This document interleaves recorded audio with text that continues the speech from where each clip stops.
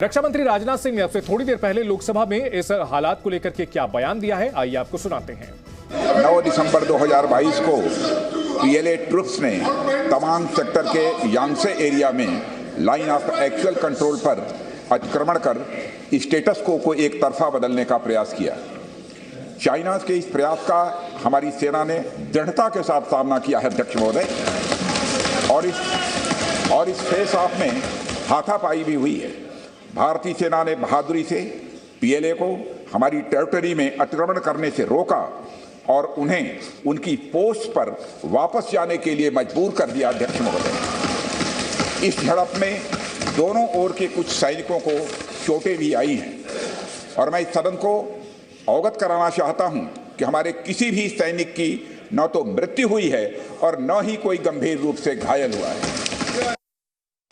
Indian military commanders के timely intervention के कारण पीएलए सोल्जर्स अपनी लोकेशंस पर वापस चले गए अध्यक्ष महोदय, और इस घटना के पश्चात एरिया के लोकल कमांडर ने 11 दिसंबर 2022 को अपने चाइनीज काउंटर पार्ट के साथ स्थापित व्यवस्था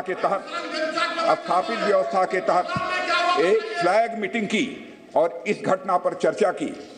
चीनी पक्ष को इस तरह के एक्शंस के लिए मना किया गया और सीमा पर शांति बनाए रखने के लिए कहा गया।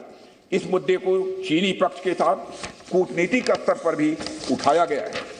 अध्यक्ष महोदय, मैं इस सदन को आश्वस्त करना चाहता हूं कि हमारी सेनाएं हमारी भौमिक अखंडता को सुरक्षित रखने के लिए पूरी तरह से प्रतिबद्ध हैं और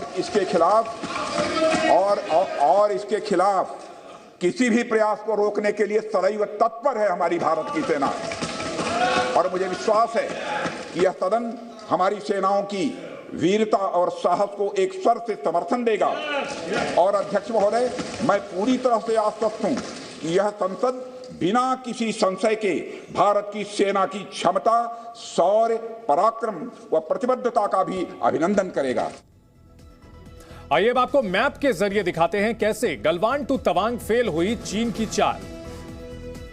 20-21 जून 2020 जब गलवान में चीन ने चालबाजी की और उसे मुंह की खानी पड़ी, उसके 900 दिन बाद यानी 9 दिसंबर 2022 को गलवान से 3406 किलोमीटर दूर चालबाज चीन को फिर से मात मिली है। 20-21 जून 2020 को गलवान में भारतीय सैनिकों ने चीन की गर्दन तोड़ी, जिसमें 45 चीनी सैनिकों को भारतीय वीरों ने ढेर किया। इस खूनी झड़प में 20 भारतीय जवान भी शहीद हुए थे। 2 साल से ज्यादा वक्त बीतने के बाद चीन अपनी हरकतों से बाज नहीं आया और 9 दिसंबर 2022 को तवांग में फिर भारतीय सीमा में घुसने की कोशिश की, जिसके बाद भारतीय सेना ने चीनी सैनिकों की हड्डियां तोड़कर उन्हें खदेड़ दिया। इस झड़प में चीन के 10 सैनिकों के घायल होने की खबर है, जबकि 6 भारतीय सैनिकों को चोटें आई हैं। रक्षा मंत्री राजनाथ सिंह ने जानकारी दी है कि किसी भी भारतीय सैनिक को गंभीर चोट नहीं आई है। हमारे साथ हमारे सहयोगी कृष्ण मोहन मिश्रा बने हुए हैं, साथ ही रक्षा विशेषज्ञ AK सिवाज साहब भी बने हुए हैं। कृष्ण मोहन, इस मामले को लेकर के अब सरकार की ओर से लोकसभा और राज्यसभा दोनों जगह जानकारी दे दी गई है, लेकिन राजनीति भी शुरू हो चुकी है, राजनीतिक बयानबाजी भी शुरू हो चुकी है, जो कि बिल्कुल दुर्भाग्यपूर्ण है। चंदन, सदन ऑन है और ये लगभग इस चीज़ की संभावना बहुत ज़्यादा थी कि आज विपक्ष जो है वो सरकार को घेरने की कोशिश करेगा। अगर चीन या इस किस्म की कोई घटना होती है तो विपक्ष के पास ये बहुत बड़ा हथियार आ जाता है जिसमें वो सरकार को घेर सके। लेकिन इस मामले में रक्षा मंत्री के बयान के बाद कल से भी जो खबरें आ रही थी उन्हीं को रक्षा मंत्री ने सदन में पुष्ट किया है, उनको कन्फर्म किया है कि झड़प हुई थी।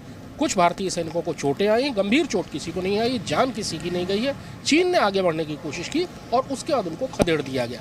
साथ ही जो लोकल कमांडर्स हैं उन्होंने फ्लैग मीटिंग की, जो एक सेट प्रोसीजर है, और डिप्लोमेटिक लेवल जो कि एक बहुत महत्वपूर्ण लेवल होता है उसमें भी चीन को बता दिया गया कि ये घटना हुई और भारत ने इस घटना को बहुत गंभीरता से लिया है। इसके अलावा इस समय करने के लिए कुछ है नहीं, क्योंकि कुछ चीनी सैनिक 200 या 250 आगे आने की उन्होंने कोशिश की थी। बिल्डअप नवंबर के आखिरी हफ्ते से शुरू हो गया था, दोनों के बीच में तनाव था एक खास निर्माण को लेकर, जो कि भारतीय सीमा के अंदर भारतीय सेना कर रही थी। लेकिन बहरहाल स्थिति ग्राउंड पर अभी जो अहम बात यह है कि चीन की मंशा को लेकर कोई गफलत नहीं है, किसी भी तरह की असावधानी की कोई गुंजाइश भारतीय सेना की ओर से नहीं छोड़ी जाती है, और यही वजह रही कि तवांग में चीनी सैनिकों को वापस धकेल दिया गया है। कृष्णमोहन अपने दर्शकों को सुनाते हैं गृह मंत्री अमित शाह ने इस मामले को लेकर के क्या कहा है। मैं इतना स्पष्ट कहना चाहता हूं कि भारतीय जनता पार्टी की सरकार है, नरेंद्र मोदी इसके प्रधानमंत्री है, और जब तक भारतीय जनता पार्टी की मोदी सरकार चल रही है, 1 इंच जमीन पर भी कोई कब्जा नहीं कर सकता। कल अपने सेना के जवानों ने जो 8 की देर रात को और 9 की सुबह को जो वीरता दिखाई है, मैं इसकी भूरी भूरी प्रशंसा करता हूं।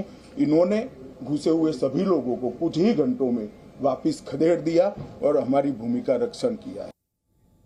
वहीं तवांग पर गृह मंत्री के बयान पर कांग्रेस ने सवाल उठाए हैं। बड़ी खबर, अधीर रंजन चौधरी ने सवाल उठाते हुए कहा कि अमित शाह ने पहले बयान क्यों दिया, जबकि रक्षा मंत्री का बयान होना था संसद में। रक्षा मंत्री से पहले अमित शाह का बयान कैसे? रक्षा मंत्री से पहले गृह मंत्री ने बयान क्यों दिया? रक्षा मंत्री की जो अपने अधिकार होते हैं वो अधिकार नहीं जता पा रहे हैं। इसका मतलब ये लगता है रक्षा मंत्री को खुद अपने को रक्षा करने की हथियार नहीं है, तो देश को कैसे रक्षा करेगी? तो छोड़ दे रक्षा मंत्री वो कुर्सी, और गृह मंत्री को दोनों कुर्सी दे दिया जाए, जैसे कि गृह मंत्री, कोऑपरेशन मिनिस्टर और ये रक्षा मंत्री भी इनको सब सौंप दिया जाए। तो गृह मंत्री अमित शाह के बयान को लेकर के कांग्रेस ने सवाल खड़े किए हैं, कांग्रेस ने निशाना साधा है, और इससे पहले कांग्रेस की ओर से निशाना साधा गया था सरकार पर और सवाल खड़े किए गए थे इस घटना को लेकर के। दरअसल इस तवांग एरिया को लेकर के बड़ी बात यह है कि ये भूटान, भारत और चीन के जंक्शन पर है।